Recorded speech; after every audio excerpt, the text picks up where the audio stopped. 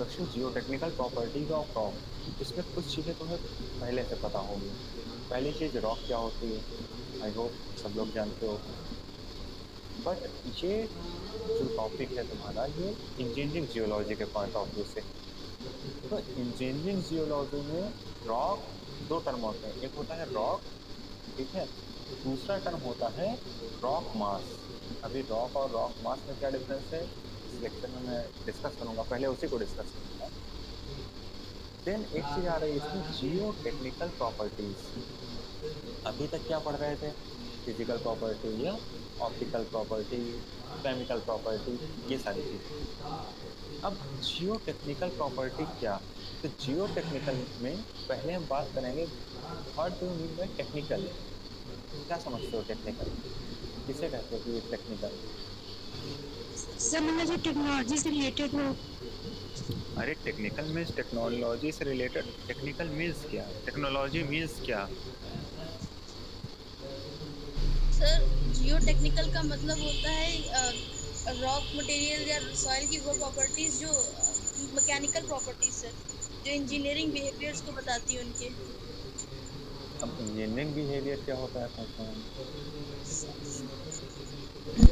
एक टर्म तो समझ में आ रहा होगा, ये कहीं ना कहीं इंजीनियरिंग से रिलेटेड है, ठीक है। तो जाहिर सी बात है, तो जियो टेक्निकल प्रॉपर्टीज ऑफ रॉक है, ये ज्यादा डिटेल में कौन पढ़ेगा, जो सिविल इंजीनियर होगा या जो पर्टिकुलर इंजीनियरिंग जियोलॉजी पढ़ रहा होगा, जियोलॉजी के ब्रांच इंजीनियरिंग जियोलॉजी। अच्छा, इंजीनियरिंग मीन्स क्या, सबसे सब लोग बोलते हो ना इंजीनियर बनने जा रहे हैं, मीन्स क्या है इंजीनियर। देखो बेसिकली जो इंजीनियरिंग मीन्स होता है डिजाइनिंग, ठीक है, design to something.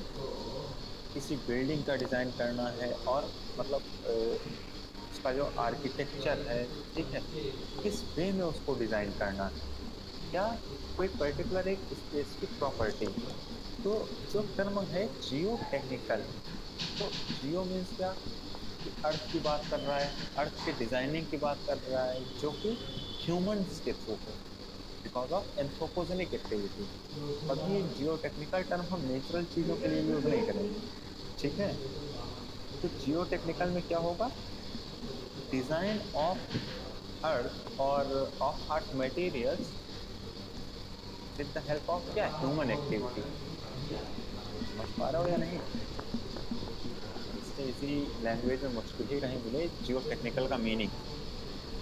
Design of human activity कह सकते हो, ठीक है, ह्यूमन एक्टिविटी की तो जो डिजाइनिंग हुई है अर्थ मटेरियल की। अर्थ मटेरियल में जितने भी हम जियो इंजीनियर्ड स्ट्रक्चर बनाते हैं वो सारे के सारे अर्थ के ही मटेरियल के बने हुए हैं।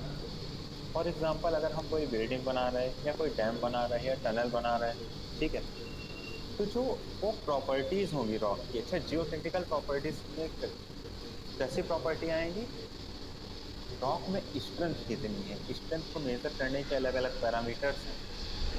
अभी आगे चल के मैं उसमें बात करूंगा कि एक जियो टेक्निकल प्रॉपर्टीज में एक टर्म तुमने सुना होगा, खास करके जो लोग फिजिक्स बैकग्राउंड के होंगे, इलास्टिसिटी। अच्छा। इलास्टिसिटी मतलब किसी चीज को हम क्या कर रहे हैं, डिफॉर्म कर रहे हैं और वो दोबारा फिर उतने ही स्टेट में आ जा रहा है। इलास्टिसिटी का हिंदी, हिंदी मीडियम वाले देख लेना, कुछ कहते हैं इसको प्रत्यास्थता, ठीक है, इलास्टिसिटी को हिंदी में। एक होती है इलास्टिसिटी, एक होती है प्लास्टिसिटी, उसकी हम आगे डिस्कशन करेंगे। और basically Jio technical means I hope सब लोग समझ गए होंगे कि डिजाइनिंग करना है किसका, अर्थ मटेरियल का, बिकॉज ऑफ ह्यूमन एक्टिविटी या by the human activity. Okay, तो जैसा कि मैंने पहले ही लेक्चर में बोल दिया था कि इसमें हम बात करेंगे जो रॉक की दो टर्म आएंगे, एक आएगा रॉक, दूसरा आएगा rock mass. How to differentiate, ये स्लाइड में आराम से समझा पाएगी। जो टर्म रॉक है वो सिंपल हम वर्ड यूज करते हैं, to the intact rock within the framework of discontinuities. इसका मतलब क्या हुआ, जैसे ये कोई स्लैब है, मान लो कोई माउंटेन है, या मतलब एक बहुत बड़ा रॉक का एक कोई स्ट्रक्चर है, इसमें वेरियस टाइप ऑफ डिसकंटिन्यूटीज हैं। डिसकंटिन्यूटीज मीन्स फ्रैक्चर भी है, जॉइंट भी है, ठीक है, ये सारी चीजें अवेलेबल हैं। तो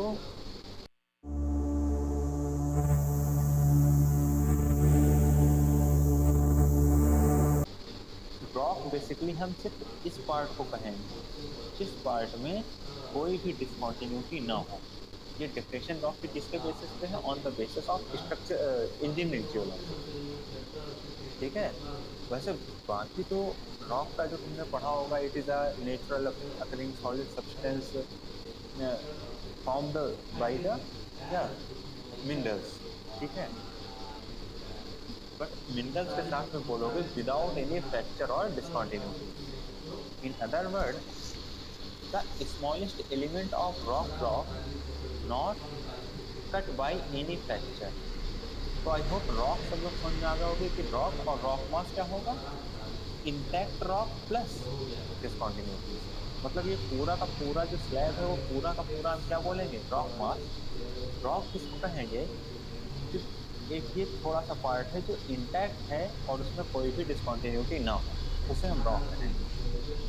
तो आप आई होप ये दोनों टर्म का मीनिंग समझ में आ रहा होगा सबको कि how to differentiate rock and rock mass. बताओ तो मैं फिर से एक्सप्लेन कर दूँ।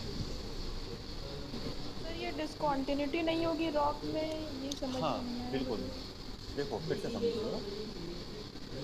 जैसे मान लो तुमने टूर में गए थे। ठीक, टूर में तुम जबलपुर गए होगे, जबलपुर में मदन महल देखा। ठीक है, मदन महल में तुमने बैलेंसिंग रॉक देखा होगा, बहुत अच्छा एग्जाम्पल। तो जो बैलेंसिंग रॉक ओवरऑल है उसमें वेरियस टाइप के फ्रैक्चर्स हैं। ठीक है, तो जो यहाँ पे फ्रैक्चर और रॉक का मिला जुला रूप है, मतलब दोनों चीज़ें प्रेजेंट हैं, उसे हम कहेंगे रॉक मास। लेकिन उस पर्टिकुलर रॉक मास का वो पर्टिकुलर फ्रेगमेंट जिसमें कोई भी फ्रैक्चर, वो बहुत छोटा पीस होगा जिसमें फ्रैक्चर ना हो। ठीक है, क्योंकि फ्रैक्चर हो या क्लीवेज हो या जॉइंट हो, वो होती क्या है? जैसे मान लो जॉइंट है, तो ये पहला जॉइंट है, फिर ये दूसरा जॉइंट है, तीसरा, चौथा, एक वन सेट ऑफ जॉइंट होगा। तो ये नंबर 1 जॉइंट और नंबर 2 जॉइंट के बीच में जो भी ये पीस आ रहा है रॉक का, उसे हम कहेंगे रॉक। बट ओवरऑल ये पूरा क्या बोला जाएगा? Rock mass. समझ आ रहा है? ये डेफिनेशन है on the basis of structure engineering geology. जैसे ये मान लो वन सेट ऑफ क्लीवेज है, इसमें पहले क्लीवेज है, ये दूसरा क्लीवेज का सेट है या जॉइंट का सेट है, या थर्ड जॉइंट का सेट है, ये फोर्थ है। तो 2 और 3 के बीच में जो ये रॉक आ रही है उसे हम कहेंगे रॉक। बाकी ये पूरा क्या कहलाएगा? Rock mass. रॉक और रॉक मास आई होप सबको क्लियर हो गया होगा। रॉक मास मीन्स ऑप्शंस में हो सकता है intact rock plus discontinuities, intact rock या कुछ और दे दिया उसमें, या ओनली इंटैक्ट रॉक या ओनली डिसकॉन्टिन्यूटी। का कैसा पेपर है? Optional, objective type. तो वहाँ पे इस चीज़ का याद रखना, सिंपल से मीन्स लिख लो rock mass equal to intact rock plus discontinuity. ये एक इक्वेशन याद रखोगे तो समझ में आ जाएगा। और इंटैक्ट रॉक या रॉक किसे कहेंगे? जो डिसकॉन्टिन्यूटी से फ्री हो, जिसमें कोई भी डिसकॉन्टिन्यूटी ना हो। तो जब भी हम फील्ड पे जाएंगे हमें क्या ज़्यादा देखने को मिलेगा? रॉक मास या rock? Rock mass plus. Very good, field पे हमें ज़्यादातर रॉक मास देखने को मिलेगा। ठीक है, क्लियर है ये चीज़?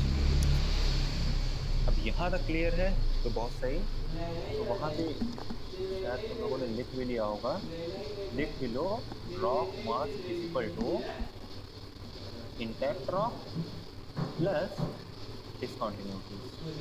ये चीज़ लिख लेना, rock mass equal to intact rock plus discontinuity. Discontinuities के ब्रैकेट में लिख दो फ्रैक्चर या हो कुछ भी। ठीक है, the strength and behaviour of rock mass, ठीक है, is largely controlled by the nature of its discontinuities. क्योंकि डिसकॉन्टिन्यूटी होता क्या है? ये पेन ऑफ वीकनेस है। मतलब रॉक टूटेगी तो रॉक का पीस टूटेगा तो कहाँ से टूटेगा? जहाँ जो पेन होगा डिसकॉन्टिन्यूटी का। तो जो इसका शेप, साइज रॉक का या उसका बेसिकली स्ट्रेंथ कितनी होगी, ये सारी चीज़ें कौन कंट्रोल कर रहा है? जो उसकी डिसकॉन्टिन्यूटी होगी। Discontinuity act to lower the strength of rock mass. ये भी चीज़ कंफर्म लग रही होगी। जिसमें जितनी ज़्यादा डिसकॉन्टिन्यूटी होगी उसमें उतना ज़्यादा उसकी स्ट्रेंथ कम होगी। ये बात समझ में आ रही है? जिसमें डिस्कॉन्टिन्यूटी जितनी ज़्यादा होगी, उसकी जो स्ट्रेंथ है, जो उसकी पावर है उस पर्टिकुलर रॉक सैंपल की स्ट्रेंथ मीन्स क्या कि जैसे मान लो कोई भी एक रॉक सैंपल है, अब यहाँ पे बना देता हूँ एक डायग्राम, समझो इसको। ये ग्रीन कलर दिख रहा है सबको?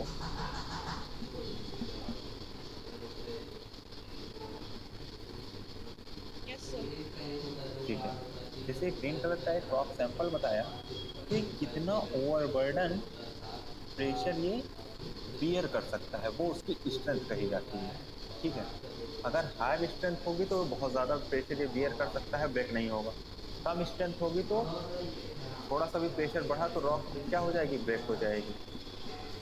इसकी इम्पोर्टेंस होती कहाँ पे है, जैसे कि फॉर एग्जांपल लखनऊ की हम बात करें तो लखनऊ में तो ये मेट्रो चल रही है, तो अब तुमने मेट्रो के ब्रिज देखा होगा तो क्या है, थोड़ी थोड़ी दूर में पिलर्स बनाए गए हैं, और वो पिलर का पूरा वेट कौन बियर कर रहा होगा, नीचे जो गड्ढे खोदे गए जहाँ तक मिट्टी आई तो छोड़ दिया गया, फिर एक कोई रॉक होगी ना, बात को समझो, जहाँ पे रॉक होगी तो पूरे पिलर का मास किस पे आ रहा है, उस पर्टिकुलर रॉक वो बियर कर पा रही है। तो अब ये हमें देखना है इस रॉक की पर्टिकुलर स्ट्रेंथ कितनी है, कि जो पर्टिकुलर रॉक मास है क्या वो इतना स्ट्रेंथ है कि वो पर्टिकुलर जो ओवरबर्डन है उसे बियर कर पाए, क्योंकि 1000 ऑफ टन होता है उस पर, मतलब प्रेशर जो लगता है फोर्स 1000 ऑफ टन। देख लो कितनी बड़ी बड़ी बिल्डिंग्स या मेट्रो, मेट्रो इसलिए बोल रहा हूँ कि तुम लोग देख रहे हो। सेम ऐसे ही जो डैम होते हैं, किसी एग्जाम्पल की बात करो, मेट्रो सबने देखी है, और मेट्रो के जो पिलर्स हैं बड़े बड़े से, वो भी आई होप सबने देखे हैं।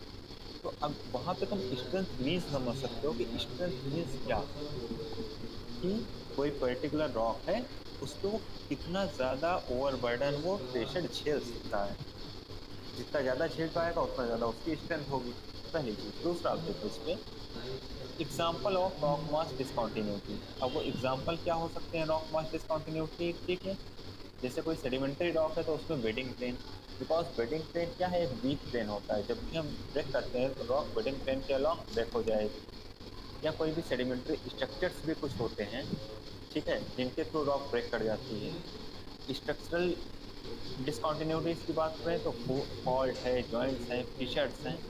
फिशर समझते हो? फिशर में I hope fissure hydrothermal deposits में और अच्छे से फिशर को जाना होगा, स्मॉल गैप जिसमें किसी दूसरे मटेरियल की इंफिनिंग हो जाए। ठीक है, इकोनॉमिक में हाइड्रोथर्मल डिपॉजिट्स में फिशर में पढ़ा होगा आई होप। हाँ सर पढ़ा है। तो वो फिशर वही है। ठीक है, इट मीन्स कि इंफिनिंग किसमें होगी, जहाँ पहले से कोई स्पेस होगा, है ना, पहले से ही स्पेस है तो क्या होगा, किसी दूसरे मटेरियल की इंफिनिंग हो गई, तो अक्सर रॉक उसके अलॉन्ग भी ब्रेक कर जाती है, तो वो सब स्ट्रक्चरल डिस्कॉन्टिन्यूटीज में आ गया। मेटामॉर्फिक डिस्कॉन्टिन्यूटी में क्या आ जाएगा, फोलिएशन, बहुत अच्छा वीक प्लेन है। थर्ड है इग्नियस में क्या होगा, कूलिंग जॉइंट्स। कूलिंग जॉइंट्स जैसे कि columnar joint present in basalt, बहुत अच्छा एग्जांपल है कूलिंग जॉइंट्स का। फ्लो कांटेक्ट किसका, जैसे सिल और डाइक जा रही है उसके जो कांटेक्ट है, तो कोई दूसरी रॉक होगी, इधर से सिल निकल गई, वहाँ से वो ब्रेक कर सकता है। ठीक है, ये चीज़ तुम्हें क्लियर होगी। और डाइक से, ठीक है, तो आई होप अब सबको एक रफ आइडिया होगा रॉक और रॉक मास में डिफरेंस क्या है। दूसरा, इसकी स्ट्रेंथ डिस्कॉन्टिन्यूटी वाइज कैसे वेरी करेगी, डिस्कॉन्टिन्यूटी ज़्यादा होगी तो स्ट्रेंथ भी ज़्यादा होगी, डिस्कॉन्टिन्यूटी कम होगी तो स्ट्रेंथ कम होगी। ठीक है, आगे बढ़ते हैं। अब बात करते हैं बेसिकली जो रॉक मटेरियल है, रॉक मास है, इसमें क्या क्या प्रॉपर्टीज हैं। अब ये दोनों प्रॉपर्टीज को मिलाकर हम बोलते हैं जियो टेक्निकल प्रॉपर्टीज। जियो टेक्निकल प्रॉपर्टीज में फिजिकल कैरेक्टर्स भी आएंगे, मैकेनिकल भी आएंगे। ज़्यादातर फोकस हम मैकेनिकल में करते हैं इन केस ऑफ इंजीनियरिंग जियोलॉजी। ठीक है, अब फिजिकल कैरेक्टरिस्टिक्स तुम्हारे आई होप सारे नाम जाने होंगे। मिनरल कैसा है, केमिकल कंपोजिशन उसका क्या है, कलर भी एक बहुत इंपॉर्टेंट प्रॉपर्टी है इन case of igneous rock. Igneous rock में कलर के हिसाब से तुमने पढ़ा होगा, ल्यूकोक्रेटिक, मेलानोक्रेटिक। ल्यूकोक्रेटिक बोलते हैं जो लाइट कलर इग्नियस रॉक है, फॉर एग्जांपल ग्रेनाइट, और मेलानोक्रेटिक इग्नियस रॉक बोलते हैं जो डार्क कलर इग्नियस रॉक है, for example basalt. Texture, grain size and shape, इसका तो बहुत डिटेल में पढ़ चुके होगे। इग्नियस में भी पढ़ा है टेक्सचर, ग्रेन साइज, शेप, और सेडिमेंटोलॉजी में भी पढ़ा है तुमने। पोरोसिटी, पोरोसिटी तुमने अभी ग्राउंड वाटर में भी पढ़ा होगा। सिंपल पोरोसिटी मीन्स क्या, to capacity hold the fluid. Fluid वो क्या हो सकता है, ग्राउंड वाटर भी हो सकता है, और पेट्रोलियम भी हो सकता है, नेचुरल गैस भी हो सकता है। तो कि फिजिकल कैरेक्टरिस्टिक्स तो समझ में आ गए होंगे सबको, या किसी को कोई डाउट है? No sir. इन चार में किसी को कोई डाउट हो? पहला है मिनरल केमिकल कंपोजिशन, दूसरा है कलर, तीसरा है texture and grain shape, grain size, और फोर्थ है पोरोसिटी। इसमें पोरोसिटी थोड़ा सा इम्पोर्टेंट है। क्यों इम्पोर्टेंट है? बिकॉज पोरोसिटी की वजह से ही हमें ग्राउंड वाटर मिलता है और पेट्रोलियम मिलता है। और ग्राउंड वाटर तो हमारा मतलब सस्टेन करने के लिए इम्पोर्टेंट है, पानी नहीं होगा जिंदा कैसे रहेंगे। और ज़्यादातर ग्राउंड वाटर ही फ्रेश वाटर है, जो पीने का पानी हम लोग यूज़ करते हैं, ज़्यादातर ग्राउंड वाटर ठीक है। दूसरा है पेट्रोलियम। अगर हमारे पास एनर्जी नहीं होगी तो हम इकोनॉमिक सर्वाइव नहीं कर पाएंगे, ठीक है। जो वर्ल्ड लेवल पे जो इकोनॉमिक पावर होती है वो अब ऑन द बेसिस ऑफ किसकी, जिसके पास एनर्जी ज़्यादा है। Energy in case of conventional और non conventional energy resources. I hope पता होगा ये सारी चीज़ें। कन्वेंशनल एनर्जी रिसोर्सेज, और इसको हम एक दूसरे तरीके में बोलते हैं रिन्यूएबल एनर्जी रिसोर्सेज और नॉन रिन्यूएबल एनर्जी रिसोर्सेज। अब रिन्यूएबल जो टर्म है अपने आप में बता रहा है रीन्यूएबल, जिसको हम दोबारा जनरेट कर सकते हैं। फॉर एग्जांपल सोलर एनर्जी हो गई, विंड एनर्जी हो गई, ठीक। इसको हम क्या कर सकते हैं, ये ख़त्म नहीं होगी कभी, ऐसा मानते हैं। नॉन रिन्यूएबल जैसे कि पेट्रोलियम, ठीक है। अब बात करते हैं मैकेनिकल कैरेक्टरिस्टिक्स। मैकेनिकल कैरेक्टरिस्टिक्स में क्या आएगा,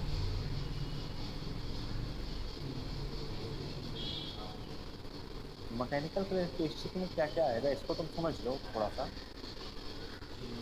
जैसे कि स्ट्रेंथ, देखो जो बात करते हैं हम इसमें बेसिकली स्ट्रेंथ बहुत ज़्यादा इंपॉर्टेंट रोल प्ले करता है पूरे के पूरे इंजीनियरिंग प्रॉपर्टी की हम बात करेंगे। तो स्ट्रेंथ में आएगा यूसी। यूसी हम बोलते हैं, अभी मैं इसका पूरा नाम आगे बताऊंगा। बेसिकली होता है यूनी एक्सियल कंप्रेसिव टेस्ट, ठीक है। पॉइंट लोड इंडेक्स होता है, ब्राजीलियन टेस्ट होता है। इन सबसे हम स्ट्रेंथ मेजर करते हैं रॉक की। हार्डनेस, ये हार्डनेस रॉक की बात कर रहा है, ठीक है। तो हमारे पास एक स्मिथ हैमर होता है। वो हैमर क्या करता है, रॉक लिया हमने, जोर से हैमर मारा उस पर, हैमर वो अलग तरीके का होता है। तो उस हैमर को मारते ही एक उसमें रीडिंग चलना शुरू हो जाती है हैमर से। तो इसमें हैमर यूज़ करते हैं। मो स्केलर जानते ही हो, on the basis of mineralogy हमने मो स्केल बताई। अब आ ही गया है तो कौन बताएगा Mohs scale of hardness? Sir talc, gypsum, calcite, chloride, apatite, orthoclase, quartz corundum, diamond. Very good, ये है मो स्केल ऑफ हार्डनेस, ठीक है। अब ये आई होप सबको याद होनी चाहिए, याद होगी भी। तो इस जो पूरी जो सीरीज है इसके एक तुम्हें रफ आइडिया होगा कि जो टाल्क है वो सबसे ज़्यादा सॉफ्टेस्ट है और सबसे सॉफ्ट है। और जैसे जैसे ऊपर बढ़ते जाते हैं gypsum, then calcite, then whatever, diamond सबसे ज़्यादा हार्ड है। तो रॉक बेसिकली क्या है, वो मिनरल से ही मिलकर के बनी है। तो एक रॉक में वैरायटी ऑफ मिनरल्स होंगे, तो हम उस पर्टिकुलर मिनरल्स की हार्डनेस पता कर सकते हैं और एक एवरेज निकाल सकते हैं कि हाँ भाई इस पर्टिकुलर रॉक में ये हार्डनेस होगी। इसमें हैमर क्या करता है, रॉक को हम पूरा का पूरा इसमें हैमरिंग करते हैं रॉक में, वो रीडिंग दे देता है। फिर आता है ब्रिटल बिहेवियर। यहाँ पे देखो ब्रिटल, फ्रैक्चर मैकेनिज्म, यहाँ मैं बात करूँगा आगे चल के, ये सारे पॉइंट हैं। यहाँ मैं बात करूँगा इलास्टिसिटी की और नीचे बात करूँगा प्लास्टिसिटी, ठीक है। दो बिहेवियर होते हैं, बिहेवियर होता है ब्रिटल बिहेवियर ऑफ रॉक, एक होता है डक्टाइल बिहेवियर ऑफ रॉक। ये चीज़ें तुम लोगों ने स्ट्रक्चरल जियोलॉजी में भी पढ़ा होगा।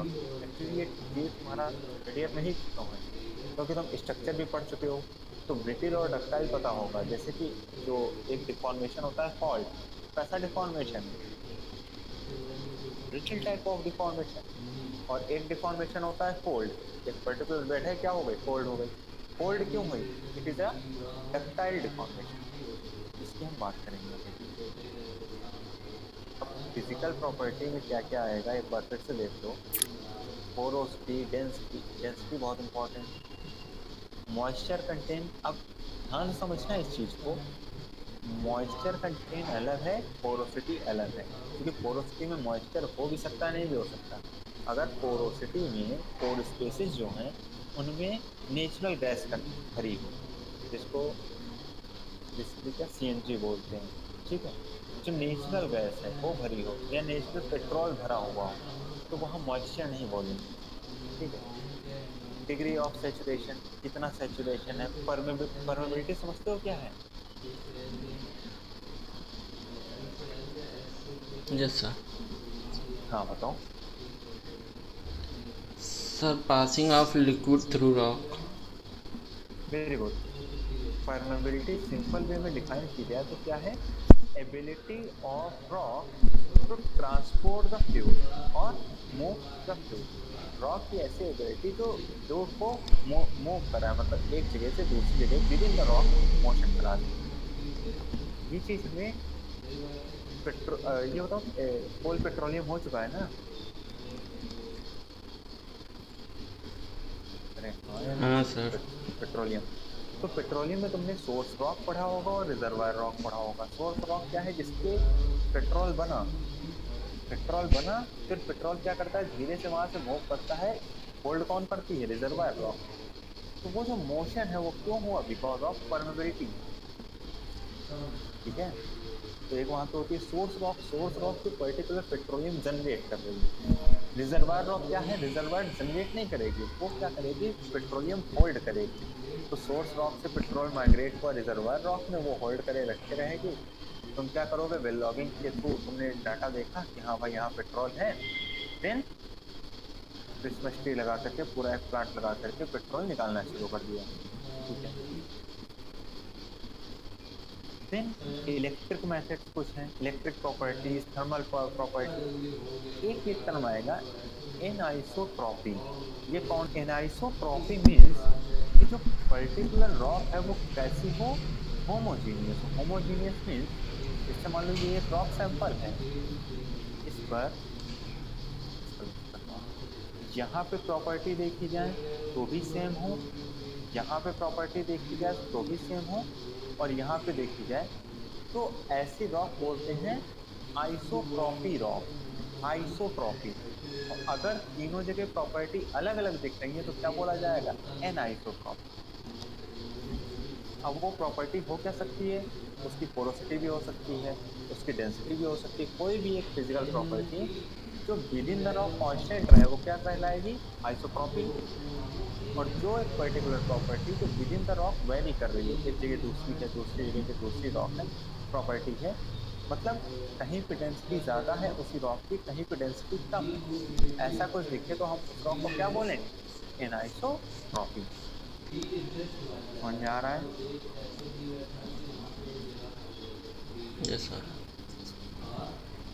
ये कोशिश करो ये चीज़ें लिखते रहो साथ में, बिकॉज अगर तुम बुक पे देखना चाहोगे, बुक पे तो जल्दी मिलेगा नहीं, लेकिन बुक में है भी ये चीज़ें, वो बहुत वाइड बुक है, तुम्हें बहुत पढ़ना पड़ेगा तब थोड़ा बहुत समझ पाओगे।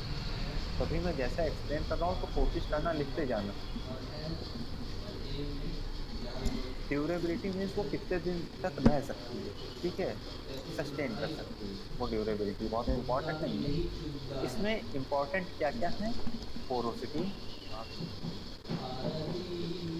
पोरोसिटी इम्पॉर्टेंट है, डेंसिटी, मॉइस्चर कंटेंट, ठीक है, degree of saturation, moisture content लगभग सेम होते हैं, और परमेबिलिटी, ये प्रॉपर्टीज बहुत ज़्यादा इम्पॉर्टेंट है, ठीक है।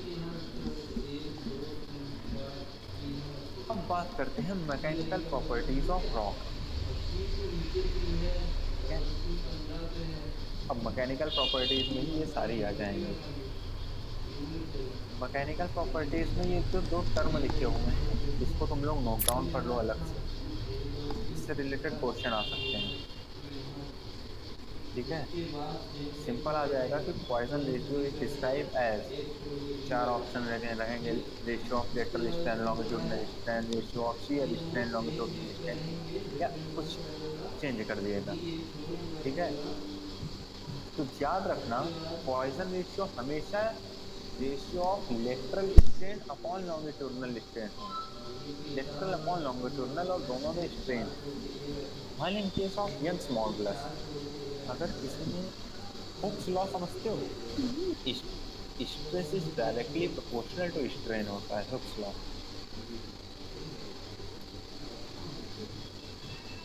है ना। तो बेसिकली हुक्स लॉ मींस क्या, stress upon strain, strain is proportional to strain.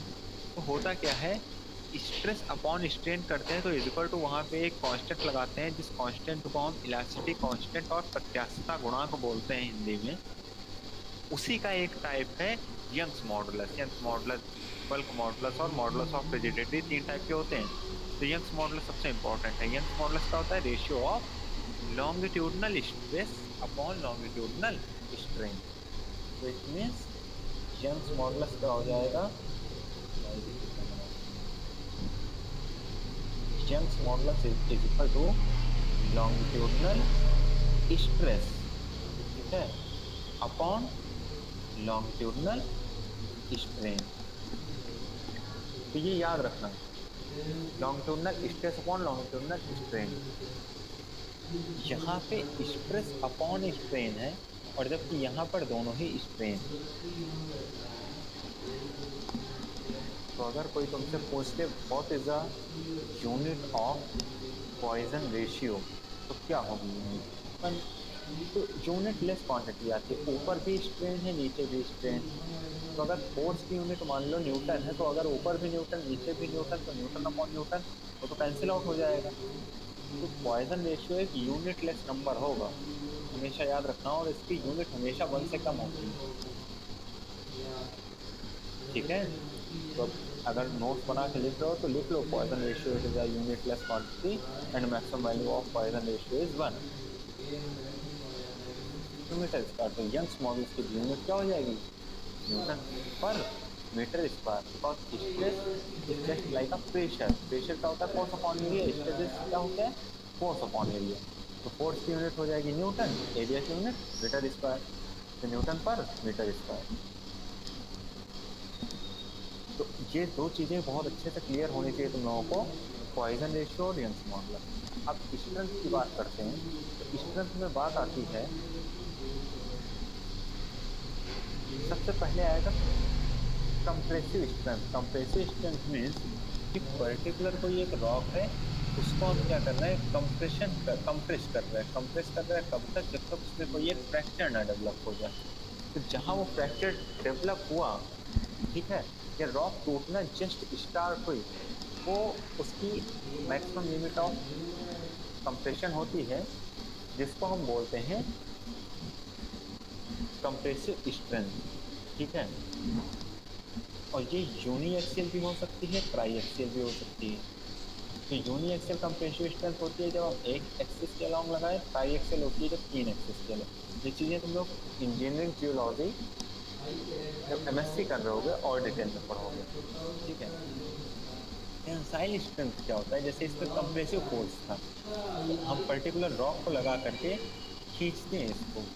ठीक है, तो जब किसी चीज़ को खींचोगे, उसमें टेंशन अप्लाई करोगे, तो जब खिंचाव होगा तब पर भी उसमें फ्रैक्चर डेवलप होगा, कोई ना कोई डिस्कॉन्टिन्यूटी एक पर्टिकुलर लिमिट के बाद होगा, है ना।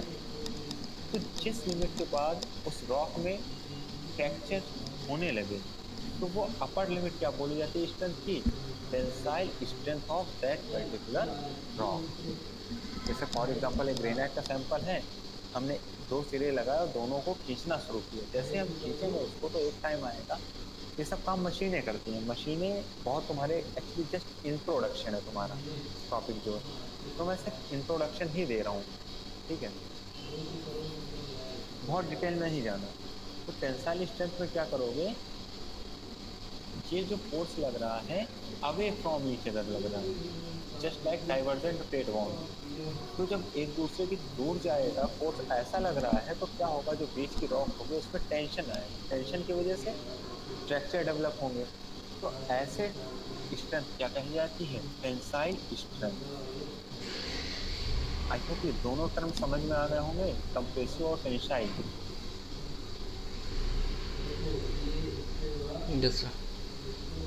अब ध्यान रखो शियर में क्या होगा। शियर में बेसिकली जैसे मान लीजिए कोई रॉक बॉडी है, रॉक मास है, एक तरफ हम इसको इस साइड प्रेशर दे रहे हैं, इस साइड फोर्स लगा रहे हैं इस डायरेक्शन में, ठीक है, नीचे लगा रहे हैं हम इस डायरेक्शन में फोर्स। तो होगा क्या, उसमें भी रॉक एक टेंशन भी, पहले वो कंप्रेशन महसूस करेगी देन टेंशन, और इसमें भी रॉक में ब्रेकिंग होगी। इस टाइप के फोर्स को क्या बोलते हैं, अगर यहाँ पे जो फ्रैक्चर होगा तो उसकी अपर लिमिट ऑफ स्ट्रेंथ क्या बोलेंगे, शियर स्ट्रेंथ। शियर स्ट्रेंथ में शेयरिंग होगी, ऊपर वाला फोर्स और नीचे वाला फोर्स अपोजिट डायरेक्शन में काम कर रहा होगा। अब डिफरेंस समझने वाला क्या है, पहले कंप्रेसिव स्ट्रेंथ और टेंसाइल स्ट्रेंथ में फोर्स क्या हो रहे हैं, एक प्लेन के अलॉन्ग लग रहे हैं, बट शेयर स्ट्रेंथ में क्या है, ये दो प्लेन है, इस प्लेन के अलॉन्ग एक फोर्स लग रहा है जो पर्टिकुलर इस डायरेक्शन में है, और ये दूसरे प्लेन के अलॉन्ग फोर्स लग रहा है जो पर्टिकुलर लेफ्ट हैंड साइड जा रहा है, ये ऊपर वाला राइट हैंड साइड जा रहा है। तो आई होप ये समझ में आ गया होगा, कंप्रेसिव स्ट्रेंथ, शियर स्ट्रेंथ और टेंसाइल स्ट्रेंथ। सर कंप्रेसिव बता दीजिए। कंप्रेसिव में जैसे ये वाला डायग्राम बनाया हुआ है मैंने, ये डायग्राम, ये वाला डायग्राम क्या हो रहा है, एक इस तरफ से आ रहा है फोर्स और दूसरा उसी प्लेन के अलॉन्ग इस तरफ से आ रहा है, दोनों फोर्स टुवर्ड्स ईच अदर आ रहे हैं। तो ये पर्टिकुलर रॉक क्या करेगी, क्रश कर जाएगी, बीच में इसकी ब्रेकिंग होना शुरू हो जाएगी। तो इस टाइप की जो स्ट्रेंथ है रॉक में वो क्या कहलाएगी, कंप्रेसिव स्ट्रेंथ,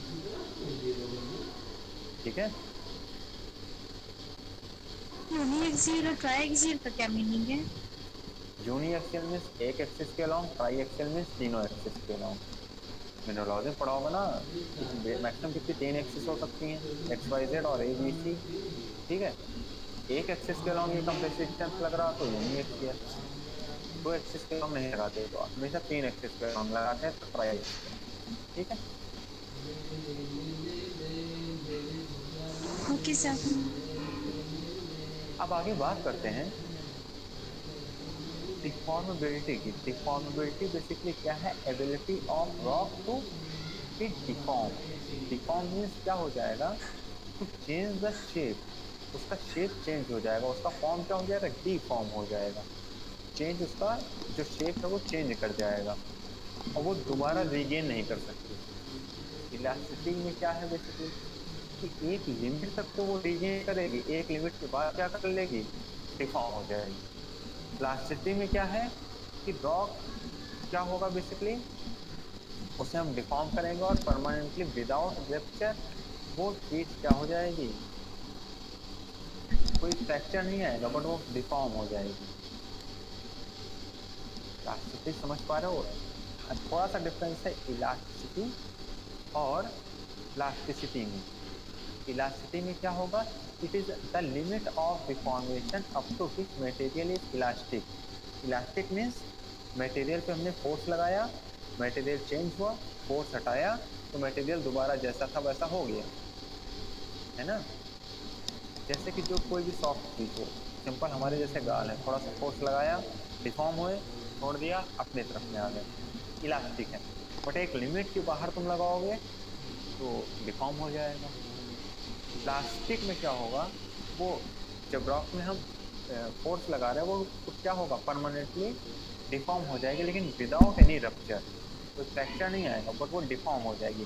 फोर्स लगाया तो फोर्स की तरफ वो कंप्रेस हो जाएगी, इधर एक्सटेंड हो जाएगी, ठीक है। हार्डनेस में पहले एक्सप्लेन कर चुका हूँ, स्प्लिट हैमर और मोर स्केल ऑफ हार्डनेस।